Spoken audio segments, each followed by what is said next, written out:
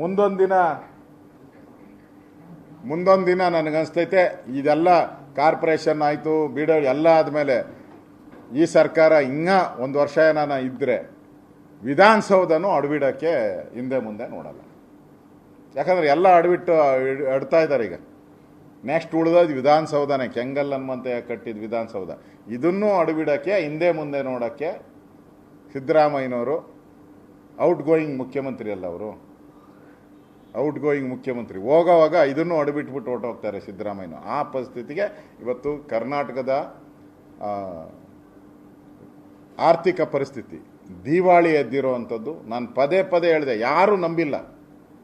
Bogus pauper ಆಗಿದೆ ಈ ಸರ್ಕಾರ, ಬೋಗಸ್ ಬಡ್ಜೆಟ್ ಅಂತ ಪದೇ ಪದೇ 100 ಸರಿ ಹೇಳಿದ್ದೀನಿ. ಇವತ್ತು ಅದಕ್ಕೆ ಸ್ಪಷ್ಟವಾದಂಥ ಒಂದು ದಾಖಲೆ ಸಿಕ್ಕಿದೆ. ಇವತ್ತು ಪೆಟ್ರೋಲ್ ಮತ್ತು ಡೀಸೆಲ್ ಬೆಲೆ ಏರಿಕೆ ಮಾಡಿದಾರಲ್ಲ, ಇದು ಸ್ಪಷ್ಟ ದಾಖಲೆ. ಯಾಕಂದರೆ ಬಡ್ಜೆಟಲ್ಲಿ ಇಲ್ಲದೇ ಇರೋವಂಥ ಏರಿಕೆ ಇದು. ಬಡ್ಜೆಟಲ್ಲಿ ತೋರಿಸಿದ್ರೆ ನಾವು ಒಪ್ಕೊತಾ ಇದ್ದೆ, ನೀವು ರಿಯಲ್ಲಾಗಿ ನೀವು ಧೈರ್ಯವಂತರು ಅಂತ. ಹೇಡಿಗಳ ರೀತಿ ನೀವು ಬಡ್ಜೆಟಲ್ಲಿ ತೋರಿಸದೆ ಮೋಸ ಮಾಡಿರೋವಂಥದ್ದು ಇವತ್ತು ರಾಜ್ಯದ ಜನತೆಗೆ ಮೋಸ ಮಾಡಿದ್ದೀರ. ಸರ್ಕಾರ ದಿವಾಳಿ ಆಗಿರೋದಕ್ಕೆ ಇದಕ್ಕಿಂತ ಸ್ಪಷ್ಟವಾದಂಥ ದಾಖಲೆ ಇಲ್ಲ.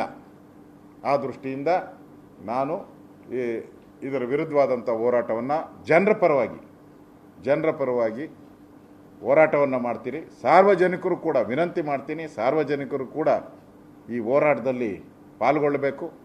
ಯಾಕಂದರೆ ಇದನ್ನು ಮನಮುರಿಯುವಂಥ ಕೆಲಸ. ಇದು ಪ್ರತಿ ಮನೆ ಮೇಲೂ ಪ್ರತಿಯೊಬ್ಬರಿಗೂ ಕೂಡ, ಪ್ರತಿ ಮನೆಗೆ ಯಾರು ಬಡವ ಇದ್ದಾನೆ ಅವ್ರಿಗೆ ಪ್ರತಿ ತಿಂಗಳೂ ಕೂಡ 1800 ರೂಪಾಯಿ ಟ್ಯಾಕ್ಸ್ ಬರ್ತೈತಿ ಇದನ್ನು, ಪೆಟ್ರೋಲು ಡೀಸೆಲ್ ಒಂದು. ಯಾಕಂದರೆ ದಿನಕ್ಕೆ ಅವ್ರ ಮನೆಯಲ್ಲಿ 1-2 ಲೀಟ್ರ್ ಪೆಟ್ರೋಲು ಡೀಸೆಲ್ ಯೂಸ್ ಮಾಡಿದ್ರೆ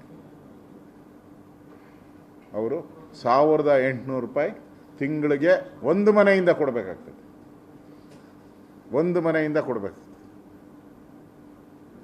ಆದ್ದರಿಂದ ಪ್ರತಿಯೊಬ್ಬರು ಕೂಡ ಈ ಹೋರಾಟದಲ್ಲಿ ಪಾಲ್ಗೊಳ್ಳಬೇಕು ಅಂತ ನಾನು ರಾಜ್ಯದ ಜನತೆಗೆ ವಿನಂತಿಯನ್ನು ಮಾಡ್ತಾ ಇದ್ದೀನಿ.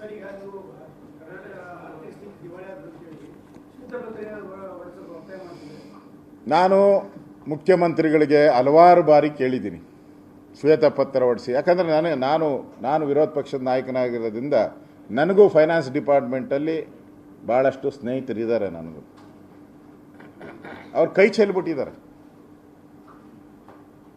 ಅವ್ರ ಭಾಷೆಯಲ್ಲಿ ಹೇಳೋದಾಗಿದ್ರೆ, ಸರ್ ಅಲ್ಲೇ ನಮಗೆ ಆಫೀಸಿಗೆ ಬರೋಕ್ಕೆ ಬೇಜಾರಾಗ್ತೈತೆ,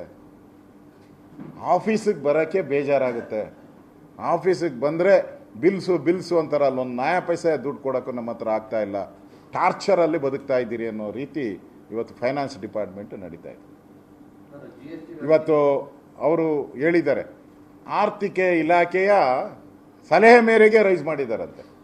ಅಂದರೆ ಅರ್ಥ ಆಯ್ತಲ್ಲ, ಆರ್ಥಿಕ ಇಲಾಖೆ ಸಲಹೆ ಅಂತ ಹೇಳಿದ್ರೆ ನಾವು ದಿವಾಳಿ ಆಗಿದ್ದೀರಿ, ಇದನ್ನು ಮಾಡಿಲ್ಲ ಅಂದರೆ ನಾವು ದಿವಾಳಿ ಪೂರ್ತಿ ಮನೆಗೆ ಹೊರಟೋತೀರಿ, ಸಂಬಳ ಕೊಡೋಕ್ಕೆ ಕಾಸಿಲ್ಲ, ಅದಕ್ಕೋಸ್ಕರ ಮಾಡಿ ಅಂತ ಅದನ್ನು ಮೆನ್ಷನ್ ಮಾಡಿದ್ದಾರೆ ಮುಖ್ಯಮಂತ್ರಿ. ಆರ್ಥಿಕ ಇಲಾಖೆಯ ಸಲಹೆ ಮೇರೆಗೆ ಅಂತ ಕೇಳೋಣ.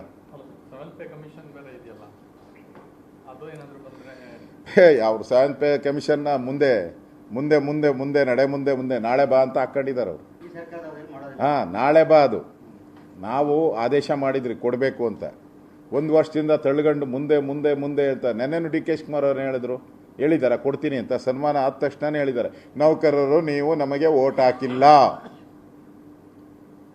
ಡೈರೆಕ್ಟಾಗಿ ಹೇಳಿದ್ದಾರೆ ಪ್ರೆಸ್ ಮೀಟಲ್ಲಿ, ನೀವು ನೌಕರರು ನಮಗೆ ವೋಟ್ ಹಾಕಿಲ್ಲ, ಅದನ್ನ ನೋಡಲಾಗುವುದು ಅಂತ ಹೇಳಿದ್ದಾರೆ. ಡೌಟೇ ಇಲ್ಲ. ಅವ್ರು ಹೇಳಿದ್ರಲ್ಲ 20 ಸೀಟ್ ಬರ್ತೀನಿ ಅಂತ. ರೂಲಿಂಗ್ ಪಾರ್ಟಿ ಅವರು, ಕರ್ನಾಟಕದಲ್ಲಿ ರೂಲಿಂಗ್ ಪಾರ್ಟಿ 136 ಶಾಸಕರು, ನಾವಿರೋದು 66 ಶಾಸಕರು. ಅದರಲ್ಲಿ ಇಬ್ಬರು ಡೌನು.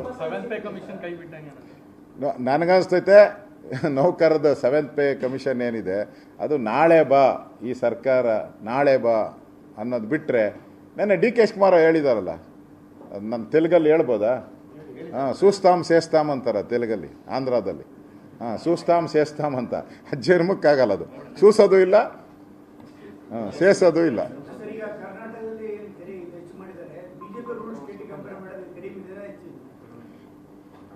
ಜಾಸ್ತಿ ಇದೆ ಇದು ಕರ್ನಾಟಕದ್ದು. ನಾನು ಹೇಳ್ದಲ್ಲ, ಡೆಲ್ಲಿಯಲ್ಲಿ ಎಷ್ಟಿದೆ ತಗೊಳ್ಳಿ. ಅಲ್ಲ, ಅವ್ರದ್ದೇ ಹೇಳ್ತಾ ಇದ್ದೀನಿ. ನಾವು ಪ್ರಧಾನಮಂತ್ರಿಗಳು ಅವತ್ತು ಕರೆ ಕೊಟ್ಟಾಗ BJP ಸ್ಟೇಟಸ್ಸು ಕಡಿಮೆ ಮಾಡಬೇಕು ಅಂದಾಗ ಎಲ್ಲ BJP ಸ್ಟೇಟು ಕಡಿಮೆ ಮಾಡಿದ್ದೀರಿ. ನಾವು ಎಲ್ಲ ರಾಜ್ಯಗಳು ಕಡಿಮೆ ಮಾಡಿದ್ದೀರಿ. ನಾವು ಅದನ್ನು ಈಗಾಗಲೇ ಫೈನಾನ್ಸ್ ಮಿನಿಸ್ಟ್ರ್ ಹೇಳಿದ್ದಾರೆ, ಅಲ್ಲ ಇವರು ಪೆಟ್ರೋಲಿಯಂ ಮಿನಿಸ್ಟ್ರ್ ಹೇಳಿದ್ದಾರೆ, ಇದನ್ನೆಲ್ಲ GSTಗೆ ತರ್ತೀರಿ ಅಂತ. ಅವಾಗ ತಂದರೆ ಇವ್ರದ್ದು ಪಾತ್ರ ಇದರಲ್ಲಿ ಹೊರಟೋಗ್ತೈತೆ. ನ್ಯೂಸ್ ಫಸ್ಟ್ ನಿರ್ಭೀತಿಯಿಂದ ನಿಮ್ಮ ಪರವಾಗಿ.